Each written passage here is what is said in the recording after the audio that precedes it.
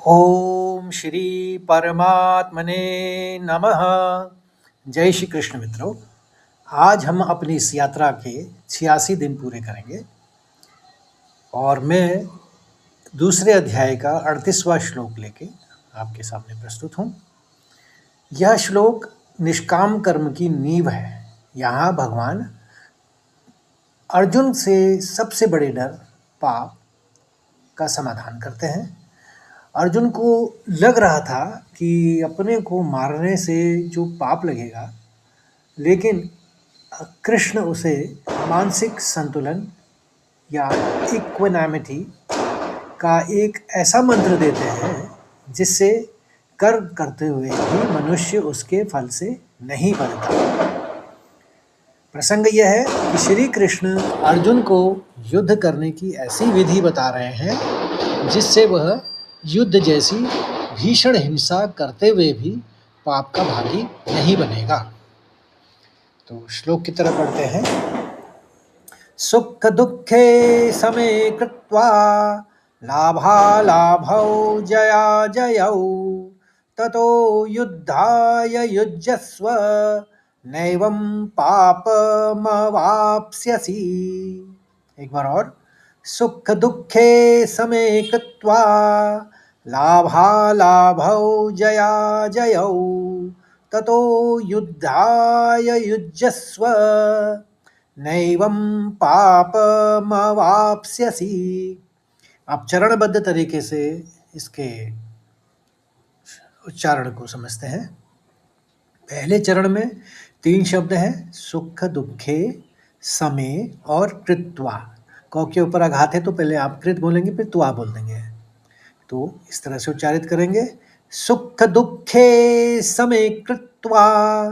दूसरे चरण में 2 शब्द हैं, लाभा लाभौ, ये आसान है, और ऐसी जया जयौ, तो आसान शब्द हैं दोनों। आराम से उच्चारण करिए।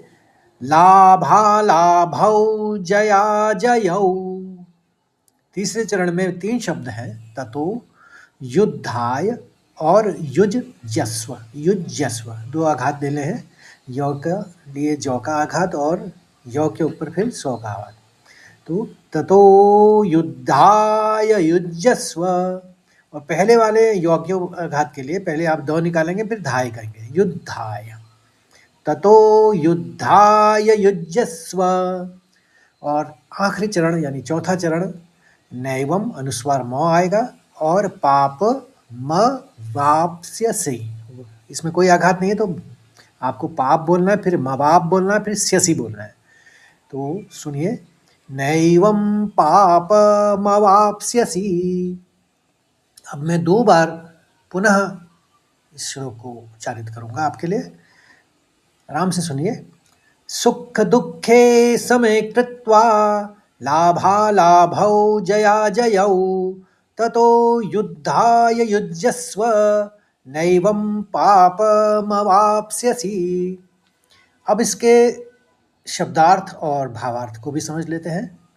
सुख दुखे, सुख और दुख को, समय कृत्वा समान मानकर या बराबर समझकर, लाभ और अलाभौ, लाभ और हानि को, जया जयौ, जय यानी जीत, और अजय हार को, ततः उसके बाद, युद्धाय युद्ध के लिए, युज्यस्व तैयार हो जाओ या जुट जाओ, न नहीं, एवं इस प्रकार युद्ध करने से, पापम पाप को, अवाप्स्यसि यानी प्राप्त होगे।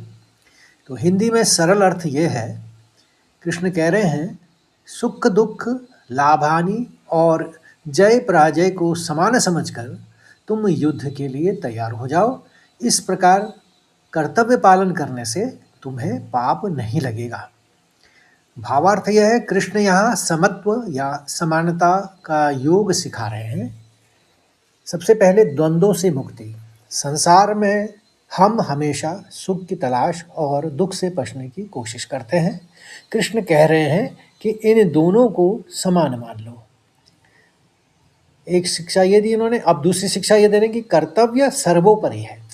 जब तुम लाभ हानि या हार जीत के बारे में सोचना छोड़ देते हो तो तुम्हारा पूरा ध्यान केवल कर्म या युद्ध पर ही होता है। ये कृष्ण इसको संदेश दे रहे हैं। और तीसरा है पाप का रहस्य। पाप तब लगता है जब हम स्वार्थ या लालच या द्वेष के वश में होकर कर्म करते हैं। यदि अर्जुन केवल धर्म और कर्तव्य के नाते लड़ता है बिना किसी फल की इच्छा के, तो वह कर्म के बंधनों से मुक्त रहता है। तो मित्रों, आशा करता हूँ आपको यह श्लोक आराम से अच्छी तरह से समझ में आ गया होगा। और अच्छा लगे तो लाइक करिए, शेयर करिए, कमेंट भी करिए और इस यात्रा से अपने साथियों को जोड़ने की कोशिश करिए ताकि वो भी इसका लाभ उठा सकें। और कल अब नए श्लोक के साथ मिलते हैं, यानी 39वें श्लोक के साथ। तब तक के लिए जय श्री कृष्ण, राधे राधे।